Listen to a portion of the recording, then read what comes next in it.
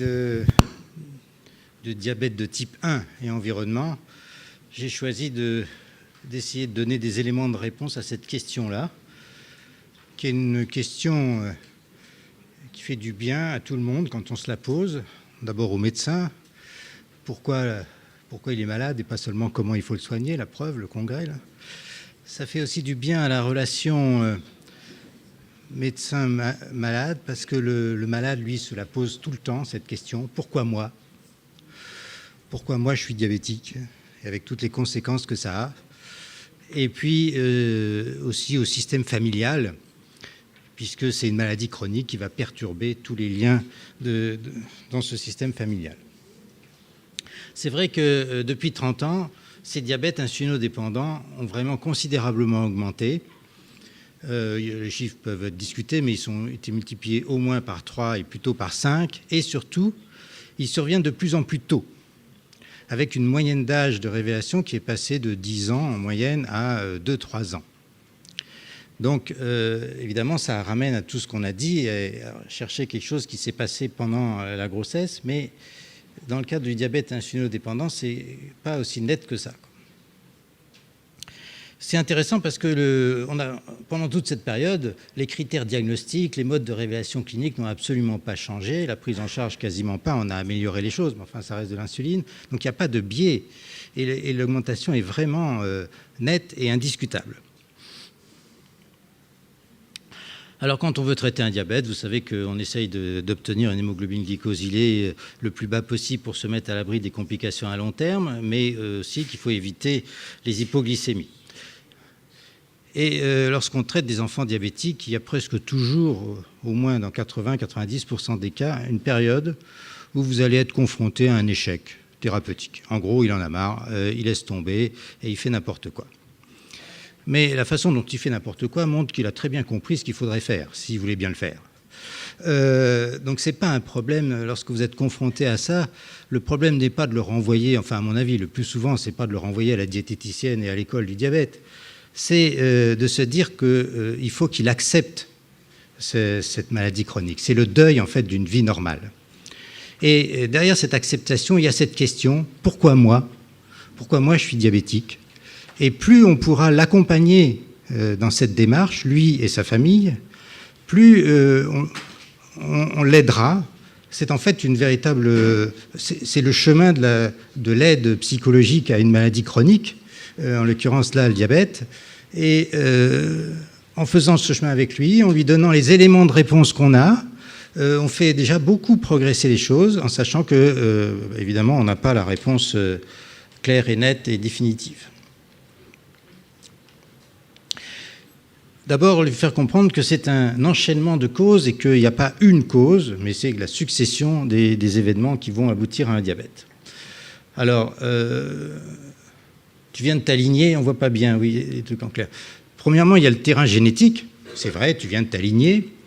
C'est très important d'en parler parce que dans les familles, il y a très souvent des antécédents de diabète dans une des branches de la famille, ça donne des règlements de compte, des non-dits, donc c'est bien d'en parler. Et on peut aborder à ce moment-là le problème des jumeaux homozygotes. Lorsqu'un des jumeaux homozygotes, l'un des jumeaux est diabétique, il n'y a que 30%, c'est plutôt 30 que 50, du frère jumeau qui deviendra diabétique. Il n'y a pas assez de cas pour vraiment le confirmer, mais il y a eu sur quelques cas des études du fonctionnement épigénétique. Vous savez que les jumeaux au début ont une méthylation identique, et puis plus ils vieillissent, s'ils ont un mode de vie différent, ils vont avoir un épigénome différent. Et plus ils ont un mode de vie voisin, plus ils vont garder longtemps un épigénome voisin. Eh bien, il semble que quand le frère jumeau devient diabétique, il a souvent un épigénome quand même qui ressemble à celui qui est diabétique. Mais il n'y a pas assez de cas parce qu'on n'a pas assez de jumeaux homozygotes dont un est diabétique, quoi. En tous les cas, si le parti génétique joue un rôle, au maximum, ça explique que 30% du problème. Ce diabète, donc, il augmente considérablement, et voilà à peu près les risques en fonction du degré de parenté. Ce qui est intéressant, c'est que si vous avez des apparentés de premier degré, vous avez un risque de diabète de 5%.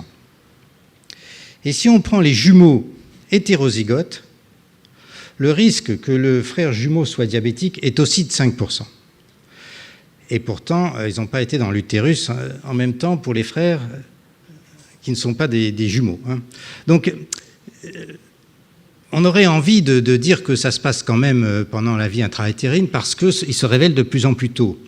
Mais le fait qu'il n'y ait pas plus de diabète quand c'est des jumeaux hétérozygotes qui ont eu le même environnement quand même pendant la grossesse, et qu'on ne trouve pas plus de diabète que les frères et sœurs qui, eux, ont eu un environnement différent pendant la grossesse, ça complique l'interprétation des choses. Sinon, bon, il y a de nombreux gènes qui sont impliqués dans le diabète, au moins une trentaine. Il y a aussi une autre chose qui est vraiment en faveur d'un rôle de l'environnement, c'est le gradient de l'incidence. Il y a un gradient sud-nord très net de l'incidence du diabète, avec des incidences qui passent de 3 à 8 pour 100 000 au sud, à 25 à 44 au maximum. Puis une exception, là, la Sardaigne, qui n'est pas claire. On n'a pas compris quel était le facteur différent en Sardaigne et pourquoi, tout d'un coup, on se retrouve en Sardaigne avec un tel taux de diabète de type 1. Oui. Une maladie auto-immune en Sardaigne. Oui. On parlait en particulier de l'intolérance au gluten. Il y a un certain nombre de maladies auto-immunes en dehors du diabète qui sont fréquentes en Sardaigne, c'est connu. Donc le diabète de type 1 étant une maladie auto-immune, vraisemblablement il y a une prédisposition aux polyendocrinopathie auto-immune. Prédisposition génétique alors ? Génétique. Génétique. Bon, peut-être. Ouais. Ok.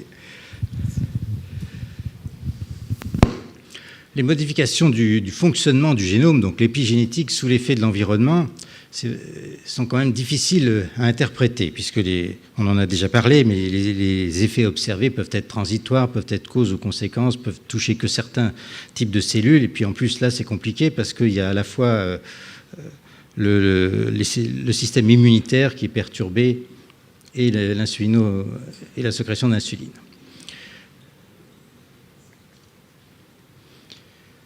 C'est intéressant d'aborder tout ça avec le malade et sa famille pour préciser un peu notre place dans l'environnement. C'est l'occasion de l'accompagner dans une espèce d'éducation à prendre conscience qu'on vit en équilibre ou en déséquilibre avec ce qui nous entoure, et au passage aussi de fermer un peu les portes à tous les espoirs de guérison miraculeuse, tout en parlant éventuellement des espoirs thérapeutiques.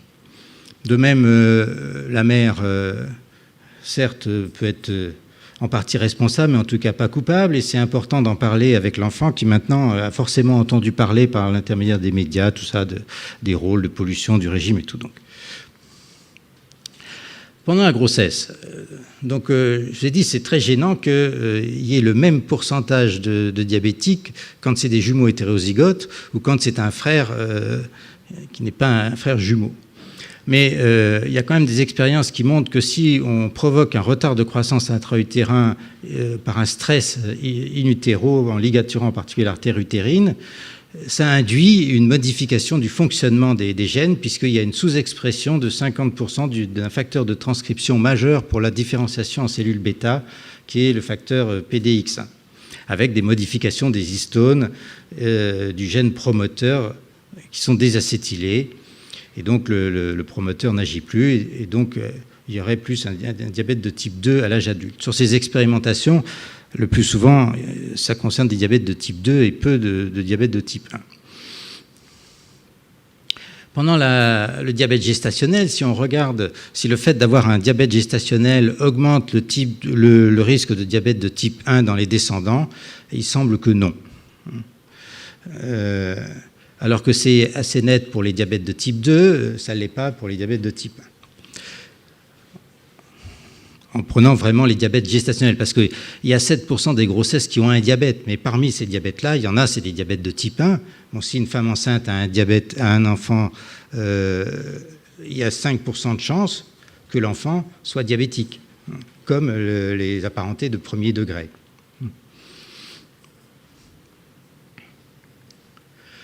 On en avait déjà parlé, c'est vrai que suivant le moment où on déclenche un diabète chez un animal, on voit que la macrosomie, donc les signes observés chez le fœtus, dépendent de la période à laquelle on a créé le diabète.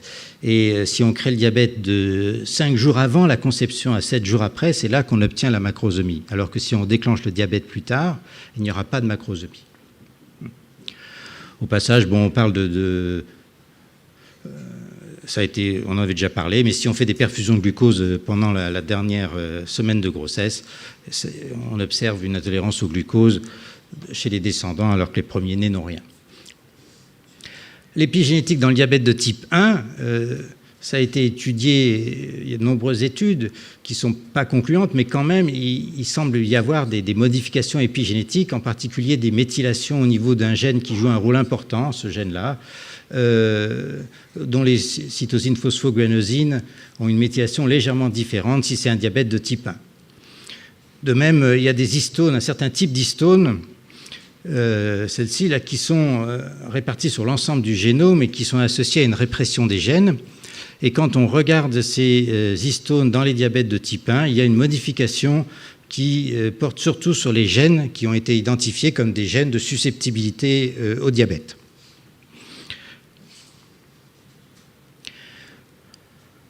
Mais bon, la nature des différents changements épigénétiques associés au diabète de type 1 reste à déterminer, ainsi que le fait de savoir si ces changements préexistent et jouent un rôle dans la causalité ou sont secondaires. Alors, il y a une chose qui est sûre quand même dans le diabète de type 1, il y a une destruction des cellules bêta, détruites par un toxique, par un virus, par une autre cause, on ne sait pas, par une réaction immunitaire. Alors, il y a des discussions, mais on pense de plus en plus qu'il y a d'abord une destruction des cellules bêta, puis une réaction immunitaire. Bien que ce ne soit pas... Ça fait trancher, il y a des gens qui voient les choses dans l'autre sens, qui disent que c'est la réaction immunitaire qui détruit les cellules. On a d'abord cherché des anomalies métaboliques qui précèdent le diabète. Et c'est vrai qu'il y a eu quelques études, mais vraiment très peu, qui ont montré qu'il y avait un niveau élevé de glutamate, de succinate, de certains acides aminés qui précèdent l'apparition du diabète. Et aussi qu'à la naissance, on a trouvé un taux de LPC chez le futur diabétique, chez des enfants qui deviendront diabétiques. On n'a pas pu tirer vraiment de conclusion de tout ça, avec quand même l'idée, est-ce qu'il n'y a pas eu quelque chose de toxique pendant la grossesse? Est-ce qu'il n'y a pas quelque chose qui a altéré le métabolisme et dont on aurait là quelques marqueurs avant l'apparition vraiment du diabète? C'est important de parler même de ça avec le malade pour lui faire bien comprendre que les diabètes de type 1 chez l'enfant sont auto-immuns dans 90% des cas et que les anticorps précèdent l'apparition des signes cliniques en moyenne de 2 ans. C'est une moyenne, ça peut être beaucoup plus, beaucoup moins. Donc de bien faire comprendre à l'enfant et à la famille que entre le moment où lui s'est rendu compte qu'il était diabétique, souvent il trouve des explications à court terme, je veux dire, de ce qui s'est passé au moment où il est devenu diabétique, d'autant plus qu'il y a souvent eu des facteurs déclenchants terminaux en quelque sorte. Mais il faut lui faire comprendre, et faire comprendre à tout le monde, à sa famille, que en fait c'est un processus qui s'est enclenché bien avant. En tous les cas, des années avant, on en a la preuve avec les anticorps, et peut-être bien avant, voir ce qui s'est passé intra-utérin, bien que là, on n'a pas du tout de preuves. C'est aussi un bon argument pour lui faire comprendre que les greffes de pancréas sont quand même, pour l'instant, pas forcément la bonne solution, que ça marche assez mal, parce que si on remet un pancréas, la réaction immunitaire, elle est toujours là, et elle le détruit à nouveau. Donc lui faire comprendre que c'est compliqué et qu'il n'y a pas de solution simple en termes de greffe de pancréas. Alors, au niveau immunitaire, puisqu'il a une maladie auto-immune, si on prend des souris non obèses diabétiques, ces souris ont une apoptose des cellules bêta pendant la période néonatale. Et cette apoptose libère des débris de cellules bêta. Ces débris entraînent en quelque sorte la réaction immunitaire. Elles activent les polynucléaires neutrophiles, elles activent les cellules dendritiques plasmocytaires, il y a production d'interférons, ça stimule les lymphocytes T qui vont devenir des lymphocytes T tueuses et ça va donner la mort des cellules bêta. Ce qui est très intéressant, c'est que si on inhibe l'apoptose, eh bien ça prévient la survenue du diabète jusqu'à 30 semaines après. Donc, il y a bien dans ce modèle animal-là, quand même, une destruction des cellules, puis la réaction immunitaire, et c'est un des arguments pour penser qu'il y a peut-être d'abord une destruction des cellules et après la réaction immunitaire. Alors, est-ce qu'il peut y avoir, par analogie, des virus qui touchent les cellules bêta par ce mécanisme? C'est une des hypothèses. C'est sûr que l'environnement joue un rôle, on est d'accord. Si on prend des souris exposées à des doses de pesticides 4 fois inférieures aux doses dites toxiques, elles développent plus de lupus érythémateux disséminé. Si on prend des souris soumises au trichloréthylène, elles développent plus d'hépatite auto-immune. Le diabète est une des pathologies auto-immunes, mais il y a une augmentation de toutes les pathologies auto-immunes. Et comme il y a 100 000 substances mises dans notre environnement, dont 1700 nouvelles par an aux USA, que toutes ne sont pas du tout étudiées et que celles qui le sont insuffisamment, c'est difficile. Et on peut se demander bien sûr si les pesticides ne jouent pas un rôle dans ces perturbations de l'immunité.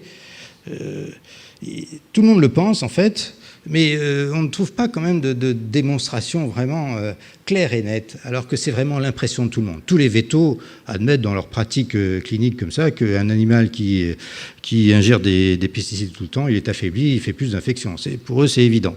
Mais les démonstrations sont difficiles à obtenir. Il y a quand même eu quelques accidents qui ont montré que pour les usines en Slovaquie, il y avait une hypothyroïdie avec destruction de la thyroïde et des antipyroxydases.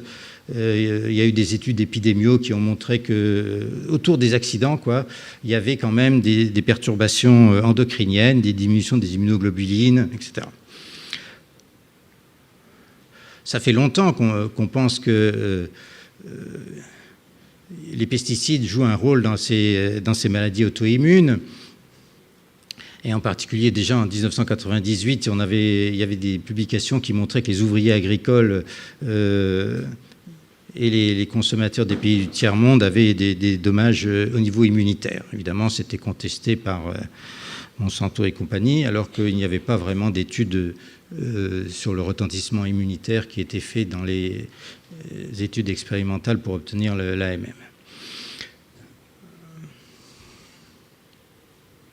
Il y a même eu aux USA à propos des abeilles qui quand même ont vraiment inquiété tout le monde et qui continuent d'ailleurs. Il y a même le Conseil national de défense des ressources naturelles a déposé plainte contre l'Agence fédérale de protection de l'environnement pour dissimulation d'informations à propos des pesticides systémiques, des nécotinoïdes.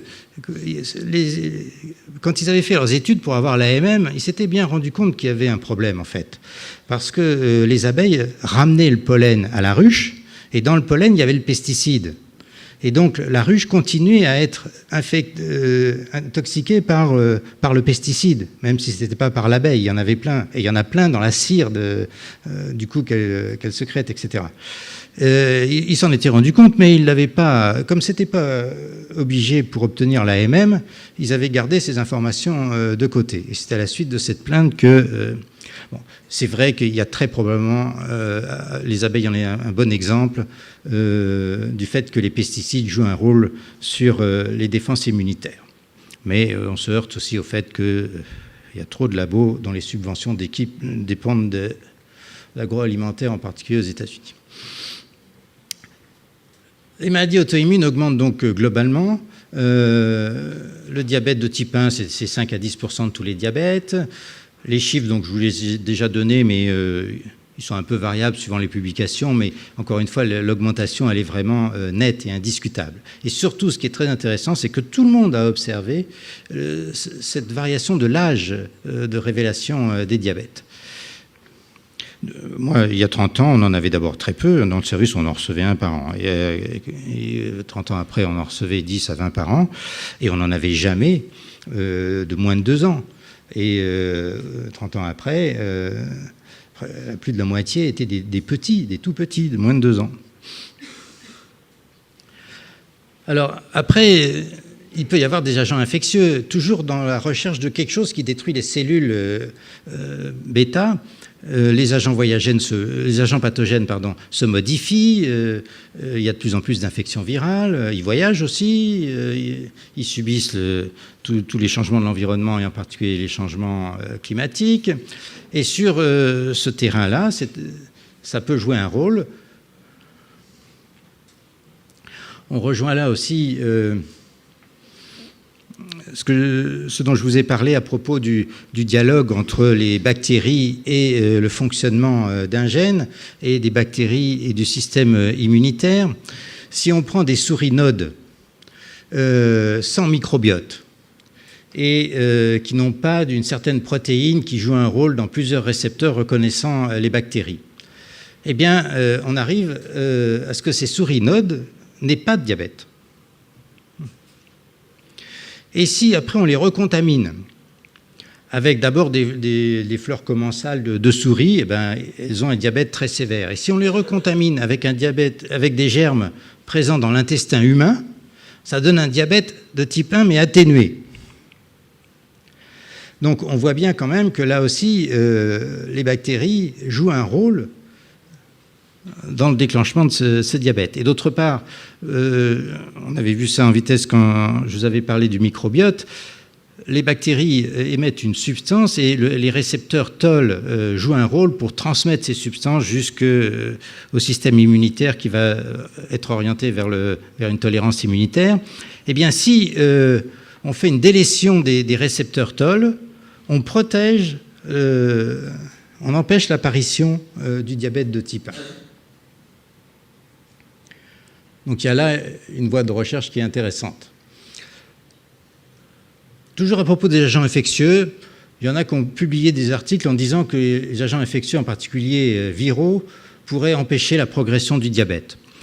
En fait, ça rejoint la théorie dite hygiéniste, c'est-à-dire théorie qui d'ailleurs n'est plus tellement admise, mais qui disait qu'on a deux voies de l'immunitaire et que maintenant on est tellement propre, on traite tellement bien toutes les infections grâce aux antibiotiques et aux vaccins, que l'immunité, du coup, s'est orientée préférentiellement vers tout ce qui est allergie et auto-immunité. Bon, avec le même raisonnement, on a quand même pu montrer que si on introduisait un virus, les cellules, l'immunité allait plutôt dans le sens de la défense contre ce virus, pour schématiser, et ça diminuait l'auto-immunité. Par contre, il y a d'autres publications plus convaincantes à propos des virus, des antirétrovirus, et en particulier des Coxsackie. Si on fait des autopsies de diabète de type 1, alors là, c'était pas chez l'enfant, de diabète de type 1 récent, eh bien, on trouve du virus de façon tout à fait significative dans le pancréas, et en plus avec des ARN double brin qui montrent que c'est en faveur d'une infection virale persistante. Ça expliquerait quand même aussi bien une chose qui est très nette, c'est le pic hivernal des diagnostics de diabète. On les reçoit vraiment groupés, et on les reçoit groupés pendant les périodes d'épidémie virale. Et donc les gens, ils retiennent ça, ils disent « ouais, moi j'ai mon diabète au moment où… » et ils font une relation entre les deux. Et c'est un facteur quand même qui peut jouer un rôle, en tous les cas, un des facteurs. Alors en essayant de comprendre pourquoi on peut aussi avoir des espoirs thérapeutiques, les médecins font pareil, dès qu'on leur parle d'épigénétique, ils disent « je vais enlever un méthyle, je vais mettre un méthyle, et comme ça je vais tout arranger ». Il ne faut quand même pas oublier que la thérapie génique, on en a beaucoup entendu parler, et que ça n'a pas vraiment pour l'instant donné des résultats extraordinaires. Mais donc on ne peut pas s'empêcher, à chaque fois qu'on cherche une cause derrière, aussi bien pour le médecin que le malade, il y a qu'est-ce que je vais avoir comme bénéfice thérapeutique. C'est vrai qu'il y a des espoirs thérapeutiques et c'est important de le dire à l'enfant et à sa famille parce que c'est quand même un traitement extrêmement astreignant. En gros, on peut lui dire que dans les 5 à 10 ans, ça va continuer comme ça, mais on peut aussi avoir un espoir que dans 10 ans, les choses aient changé et qu'on ait fait des progrès. Alors, il y a des recherches pour les transformations des cellules alpha en cellules bêta. En gros, on a étudié les différences de méthylation entre les cellules alpha et les cellules bêta. Et on peut espérer comme ça qu'en manipulant les méthylations, on doit pouvoir arriver à reprogrammer une cellule bêta. C'est quand même pas simple. Hein. On a aussi essayé de stimuler un gène, le gène PAX4, qui donne une prolifération des cellules alpha. Or, il y a toujours une partie de ces cellules alpha qui sont continuellement transformées en cellules bêta. Donc, on arrive comme ça à avoir une accumulation de cellules bêta. Et chez le rat, ça peut donner quelque chose de fonctionnel. Mais bon, chez l'homme, c'est toutes ces manipulations, il faut faire très attention parce qu'il faut arriver à la fois à être sûr que ça ne va pas donner des proliférations malignes, et puis il faut aussi que ça donne de l'insuline, mais pas trop, quoi. Donc il faut arriver à contrôler la prolifération. Il y a aussi des essais de créer des cellules bêta en utilisant des vecteurs viraux. On peut insérer un gène immortalisant ces cellules et du coup, on peut, à partir de tissures pancréatiques fétales, arriver à isoler les cellules bêta et les mettre en culture. Enfin, il y a tous les essais à partir des cellules souches embryonnaires ou des cellules souches issues d'humains adultes, avec toujours le même problème, éviter qu'elles se transforment en cellules cancéreuses et arriver à ce qu'elles soient fonctionnelles.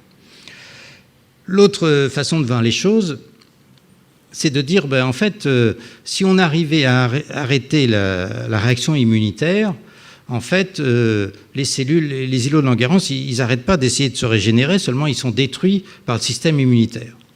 Donc, l'autre voie, ce serait de trouver une solution pour arrêter cette réaction auto-immune.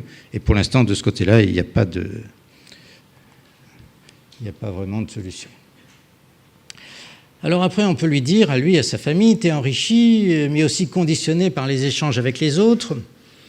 En gros, depuis 1960, il paraît qu'on mange 4 fois plus de sucre rapide. On ne se porte pas mieux pour autant.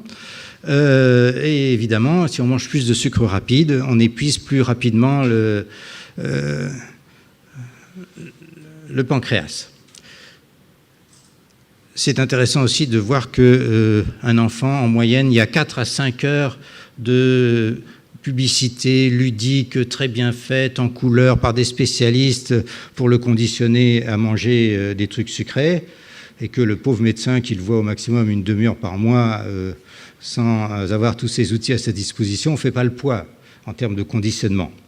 Et là, c'est aussi à la société de savoir ce qu'elle veut. Hein. Si d'un côté, on les conditionne à la malbouffe pour gagner des sous, il ne faut pas après s'étonner que le médecin n'arrive pas à contrebalancer ça.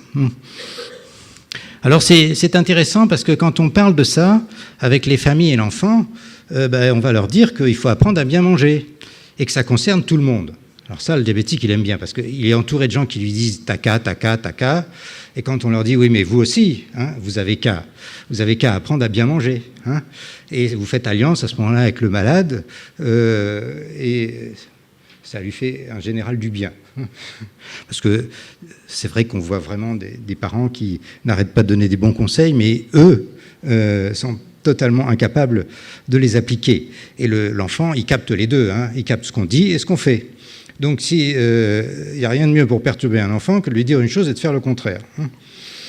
Et donc, une des dimensions thérapeutiques d'un diabète en échec, c'est que les parents fassent un travail sur eux-mêmes pour redevenir un peu cohérents dans les signaux qu'ils envoient à leur enfant.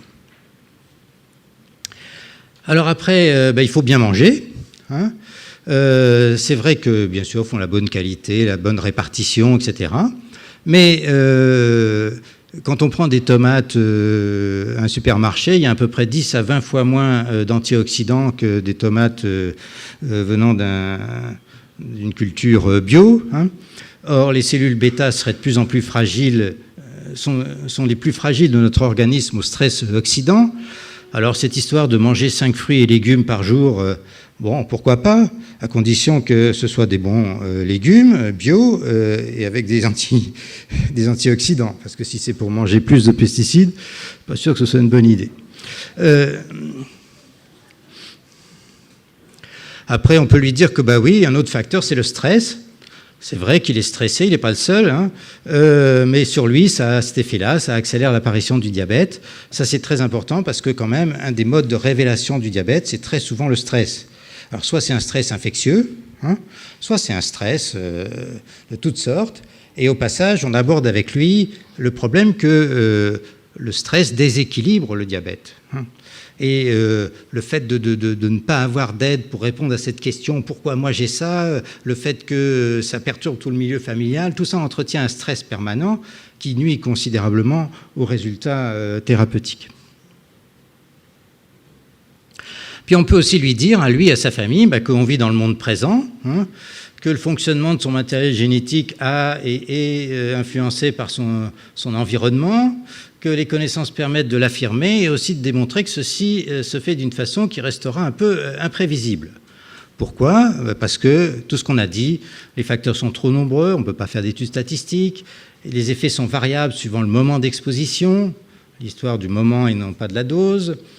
Ils sont aussi variables quand même selon la dose, selon que cette dose est fractionnée ou pas. Il y a des tas d'études qui montrent qu'une dose non toxique, donnée en une fois, la même dose donnée en 5 fois, est mortelle à 90%, par exemple, sur des abeilles.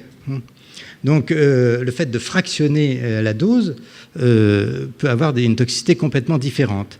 Selon les associations de toxiques, c'est l'effet cocktail, suivant l'intrication avec les pathologies infectieuses et les perturbations de l'immunité, et puis cette histoire aussi que entre le moment où on est exposé et le moment où les signes apparaissent, il peut y avoir une très longue période de latence. C'est très intéressant de parler de tout ça avec l'enfant, avec sa famille. Ça fait aussi un peu une éducation, apprendre à vivre quoi, dans le monde actuel, tout en lui donnant de quoi alimenter et faire son chemin pour accepter cette maladie chronique. Au total, on peut voir les choses comme ça, mais bien sûr, on n'a pas de réponse claire et nette. Pourquoi un diabète de type 1 ? On peut imaginer que différents stress pendant la grossesse, des infections virales, des toxiques, des anomalies métaboliques, le stress oxydant, voire d'autres causes qu'on n'a pas identifiées. Tout ceci aboutit à des lésions des cellules bêta. Cette lésion des cellules bêta entraîne une réaction immunitaire et peut-être que le microbiote joue un rôle dans cette réaction immunitaire et qu'après, on finit par épuiser de plus en plus rapidement ce pancréas par notre mode de vie qui fait que le peu de cellules bêta restantes sont hyperstimulées, quoi. Bon, après, on revient à ce qu'on avait dit pour l'étude des intoxications chroniques, des études épidémiologiques pour le diabète, c'est fait, et ça a augmenté. Des études expérimentales indépendantes de tout lobbying permettant de suspecter une explication. Des études cellulaires. Tout ceci est en cours. Au total, le patrimoine génétique, les viroses, l'auto-immunité, le stress, les habitudes alimentaires sont des facteurs démontrés dans l'apparition d'un diabète de type 1. L'environnement agissant sur l'épigénétique, c'est un nouvel outil très utilisé pour essayer de comprendre, mais c'est vrai que les notions de fenêtre d'action, de période de latence, d'effet cocktail, d'ordre dans lequel on affronte les toxiques, font bien comprendre qu'on n'est pas forcément près du but pour arriver à expliquer tout ça. Les causes sont multifactorielles, il faut arrêter de vouloir démontrer une seule cause et envisager une succession d'événements, et ça commence très tôt. Voilà. Merci.